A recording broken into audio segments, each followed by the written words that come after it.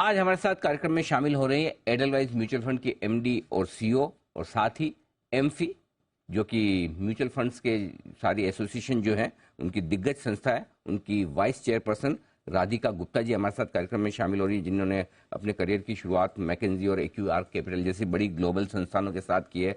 15 साल से ज़्यादा का लंबा गहरा अनुभव उनका ग्लोबल एसेट मैनेजमेंट का रहा है और उसके अलावा 2017 से आप एडलवाइज म्यूचुअल फंड की सीईओ के तौर पर हैं। और एजुकेशन के हिसाब से अगर आप देखें तो आपने यूनिवर्सिटी ऑफ पेंसिल्वेनिया से आपने मैनेजमेंट और टेक्नोलॉजी में प्रोग्राम किया है, वॉर्टन स्कूल से आपने इकोनॉमिक्स में डिग्री ली है और साथ ही कंप्यूटर साइंस इंजीनियरिंग आपने यूनिवर्सिटी ऑफ पेंसिल्वेनिया से भी आपने हासिल की है। राधिका जी, बहुत बहुत स्वागत है आपका, धन्यवाद हमें समय देने के लिए। म्यूचुअल फंड्स के लिए दिन बड़े अच्छे चल रहे हैं, लगातार आपके इनफ्लोज बढ़ रहे हैं। मार्च में भी हमने देखा एसआईपी और बढ़कर आई हैं, रिकॉर्ड फ्लोज हैं। ये बताएं कि जो पिछले कुछ महीनों में थोड़ा सा मार्केट रेंज बाउंड रहा है, ठंडा रहा है, उसको देखते हुए क्या कुछ इन्वेस्टर्स का पैसा थोड़ा आना कम हुआ है या फ्लोज अभी भी मजबूत है? डोमेस्टिक फ्लो कैसे दिख रहे हैं आपको? देखिए, शुक्रिया अनिल जी, आपके साथ बात करके हमेशा बहुत अच्छा लगता है। Thank you. आई थिंक इस सवाल के दो पहलू हैं। जो पिछले 18 महीने रहे हैं वहां मार्केट में कुछ खास रिटर्न नहीं बना, ये तो फैक्ट है। और क्या हुआ है कि कोविड के बाद बहुत सारे नए निवेशक मार्केट में आए हैं। तो ये कहना कि थोड़ा एक एलिमेंट ऑफ जो फ्रस्ट्रेशन होती है कि बाजार कहीं नहीं ज्यादा वॉलेटाइल है लेकिन कुछ ज्यादा रिटर्न नहीं कमाया है, सिंगल डिजिट से कम रिटर्न है, वो शायद हो सकता है। लेकिन अच्छी बात यह है कि जो निवेशक है, जो रिटेल निवेशक है, मेरे हिसाब से वो थोड़ा मैच्योर हो गया है अब। जब मैंने 5-6 साल पहले इंडस्ट्री ज्वाइन की थी, जिस एसआईपी के आंकड़े की आप बात कर रहे हैं वो 4,000 करोड़ था, आज 14,000 है। और मैं हमेशा सुनती आई थी कि ये तो घटेगा घटेगा, मार्केट खराब होगा, लोग पैसे नहीं बनाएंगे, घटेगा। लेकिन ये जरा सा घटता है, लेकिन लोग टिके रहते हैं क्योंकि उन्होंने ये भी सीख लिया है कि अगर लंबे समय तक हम पैसा रखेंगे तो कंपाउंडिंग हमें मिलेगी। इंडिया की इकोनॉमी सही दिशा में जा रही है, हमारी कंपनियां सही दिशा में जा रही हैं, तो एसआईपी के जरिए निवेश करके हमारा रिटर्न सही बनेगा। बल्कि हमने कभी एक एनालिसिस किया था कि अगर मार्केट 10% से कम भी रिटर्न दे, आपकी एसआईपी ठीक ठाक करती है, क्योंकि आप हर पड़ाव पे निवेश करते हैं। कम पड़ाव पे भी तो आपको यूनिट ज्यादा मिलते हैं। तो आई थिंक ये अच्छी बात है। चाहे बाजार में थोड़ी मंदी रही है पिछले 18 महीनों से, निवेशक थोड़ा सा वो रहे हैं, थोड़ा इक्विटी फ्लोज कम हुए हैं। I think month on month positive रहे हैं, ये बहुत अच्छी बात है। लेकिन थोड़ा कम हुए हैं, अप्रैल के भी नंबर देखें। लेकिन उसकी मुझे ज्यादा चिंता नहीं रहती, क्योंकि मंथ ऑन मंथ आंकड़े पॉजिटिव रहे हैं और जब एक रिसर्जेंस आएगी तो ये बढ़ जाएंगे। तो नंबर्स मजबूत है और रहने भी चाहिए। हिंदुस्तान के निवेशकों का भरोसा मार्केट पर बरकरार है और हमारे बाजार अब इस नए वित्त वर्ष से दुनिया भर के बाजारों के मुकाबले में बेहतर प्रदर्शन कर भी रहे हैं। क्या यही ट्रेंड इस फाइनेंशियल ईयर में रहेगा? आपका क्या व्यू है? मेरे हिसाब से India is in a good place. मैं कहूंगी कि अगले 5 साल में अगर हम 6-6.5% भी ग्रो करें तो शायद ये 7-8-9% नहीं है, लेकिन बाकी देशों के मुकाबले ये बहुत अच्छी स्थिति में है। बल्कि कल एक रिपोर्ट आई थी जहां लिखा था कि 2023 में कंट्रीज की अलग अलग क्या प्रोबेबिलिटी है रिसेशन की। इंडिया एक ही कंट्री थी जिसका नंबर था 0% प्रोबेबिलिटी ऑफ रिसेशन। तो हमें खुद का बाजार भी देखना चाहिए, लेकिन बाहर का जो कॉन्टेक्स्ट देखना चाहिए। जैसे अभी मैं यूएस का भी ट्रैवल करती हूँ, यूएस फाइनेंशियल सिस्टम में देख लीजिए, बैंकिंग इंडस्ट्री का वहां क्या हाल है। तो इन चीजों का इफेक्ट हो रहा है बाहर के बाजारों में। यूरोप में आपने देखा है क्रेडिट स्विस जैसा एक बहुत जाना माना बैंक कोलैप्स हुआ है।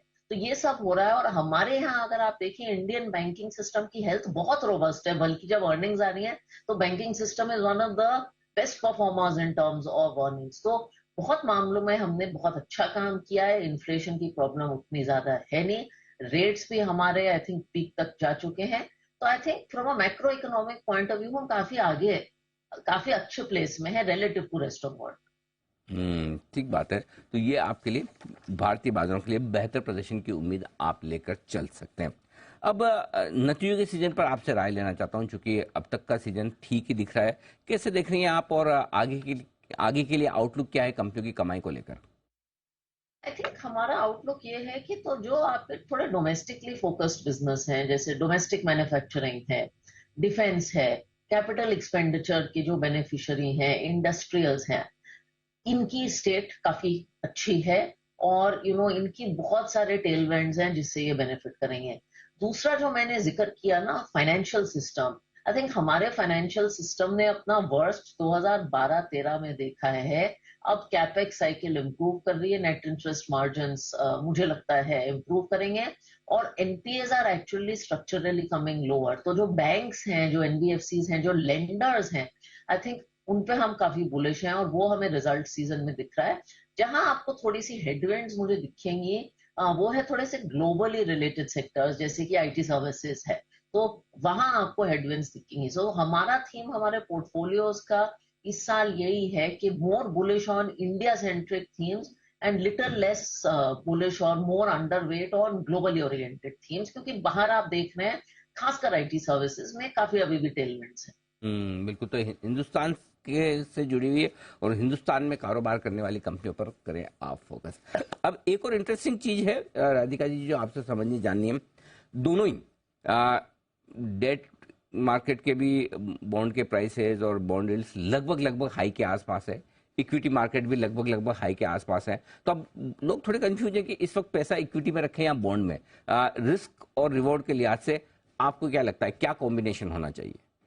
एक्चुअली मैं तो अपना खुद का पैसा अनिल जी हाइब्रिड फंड में रखती हूँ, इक्विटी और ओके। डेट का फंड। और ओके मेरे सच में, मैं दोनों के बारे में बात करूंगी, जी। लेकिन मेरी सच में ये सलाह है, क्योंकि ये आइदर और होता नहीं है। जिंदगी में दाल भी होती है और चावल भी होती है, मिश्रण होता है, that is what makes a balance diet. अब जहां तक डेट की बात है, मुझे लगता है जैसे कि आपने कहा, रेट्स पीक तक पहुंच ही गए हैं। मुझे नहीं लगता ज्यादातर आपको ज्यादा रेट हाइक दिखेगी। तो अगर आपको लंबे समय के लिए डेट में निवेश करना है और अच्छे रेट लॉक इन करने हैं 10-15 साल के लिए, जैसे हम बहुत लॉन्ग टर्म फंड्स चलाते हैं, तो एक बहुत अच्छा समय है। इक्विटी मार्केट जो आपने कहा सस्ता नहीं है, किसी तरह से सस्ता नहीं है। तो अगर आप इक्विटी में निवेश कर रहे हैं, आपको ये सोच के निवेश करना है कि आपको अपना समय बढ़ाना है निवेश का, 5 साल का। अगर आप एक्सपेक्ट करते हैं कि आपको 1-2 साल में रिटर्न मिलेंगी इन वैल्यूएशंस पे, तो वो शायद थोड़ी सी एक मुश्किल आस्क है मेरे हिसाब से। तो ऐसे सोचना चाहिए इन दोनों चीजों के बारे में। लेकिन मेरे हिसाब से एक बैलेंस्ड पोर्टफोलियो इन हालातों में बहुत अच्छा लगता है। बिल्कुल बैलेंस, ये बढ़िया बात है कि आप हाइब्रिड फंड में डाल दें और उसके बाद ये जिम्मा फंड मैनेजर को छोड़ दे कि उन्हें कब इक्विटी में अलोकेशन बढ़ाना है, कब डेट में बढ़ाना है, वो अपनी एक्सपर्टाइज से करें, ये ज़्यादा बेहतर। बढ़िया राय आपकी है ये।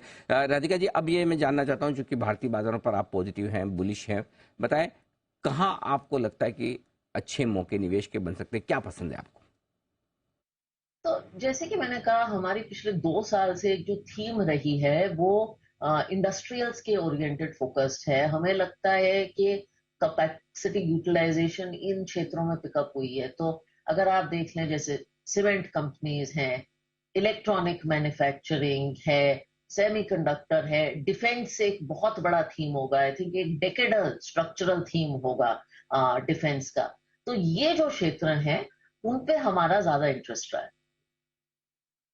ये सारे भारतीय बाजारों से जुड़े हुए, चाहे फाइनेंशियल सर्विसेज वाले स्टॉक्स हों, डिफेंस हो, कैपिटल गुड्स हों, और इनके नतीजे भी आप देख ही रहे हैं कि बेहद दमदार इस तिमाही में आते दिख रहे हैं।